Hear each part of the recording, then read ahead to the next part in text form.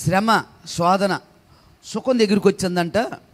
సుఖం దగ్గరికి వచ్చిందంటే ఏమని అంటే, ఈయనందరూ ప్రేమిస్తారు, ఈయనందరూ ఇష్టపడతారు, నన్నెవ్వరు ఇష్టపడరు, నన్నెవ్వరు చేర్చుకోరు, నన్ను చూస్తేనే భయపడతారు, నన్ను చూస్తే బాధపడతారు, నన్ను చూస్తే ఏడుస్తారు, చీ అంటారు, నన్ను ఎవ్వరు కూడా ఇష్టపడరు, కానీ నిన్నందరూ లైక్ చేస్తారు అందంట. ఏది?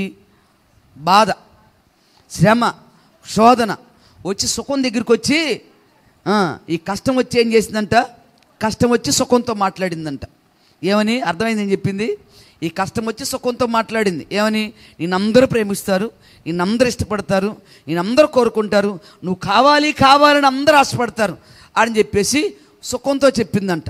ఈ సుఖం అందంట, నీకు మాత్రం ఏమైంది? నువ్వేమన్నా తక్కువ అందంట. నువ్వేమన్నా తక్కువ? ఏం కాదు, అసలు నీకున్న విలువ నాకు లేదు అందంట.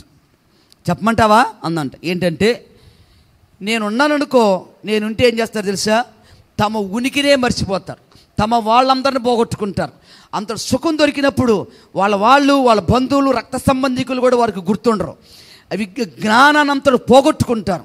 జ్ఞానం పోగొట్టుకుని అహంకార గర్వం కలిగిన వారే ఏం చేస్తారు? మనుషులందరూ పోగొట్టుకున్నారు, తమ వారిని పోగొట్టుకుంటారు, ఎవరిని గుర్తించరు. అసలు వారు ఎలా బ్రతుకుతున్నారో వారు ఉనికి కూడా వారికి లేకుండా బతుకుతారు. ఏది? సుఖం. నేను కనుక వారి జీవితాల్లో ఉంటే. అదే నువ్వు వెళ్ళావనుకో ఏమవుతుంది తెలుసా? ఆ కష్టం వచ్చినప్పుడు అందరూ గుర్తుకొస్తారు, వాళ్ళందరూ మళ్ళా సంపాదించుకుంటారు. ఆ కష్టంలో ఏమో తెలుసా? వాడికి కూడా జ్ఞానోదయం అవుతుంది. వాళ్ళకు కూడా ఏమవుతుంది? నువ్వు ఎవరి జీవితంలోకి వెళ్తావో వారికి జ్ఞానోదయం అవుతుంది. వారు పోగొట్టుకున్న వారిని కూడా సంపాదించుకుంటారు. వారు తమ వారందరిని కూడా మళ్ళా కలుసుకుంటారు, తమ వారందరితో ప్రేమ ఆప్యాయతలు కలిగి ఉంటారు, అందరినీ సంపాదించుకుంటారు. నేను కనుక వెళ్ళాననుకో, నేను కనుక వెళ్తే ఉండ వాళ్ళని కూడా పోగొట్టుకుంటారు, అసలు వాళ్ళు బ్రతికేది వాళ్ళకి ఉండ జ్ఞానం కూడా పోగొట్టుకుంటారు అందంట. ఏది? సుఖం. అర్థమైందా మీకు నేను చెప్పింది? ప్రెసిడెంట్ హల్లెలూయా. కనుక నువ్వు ఉండడమే మంచిది అందంట.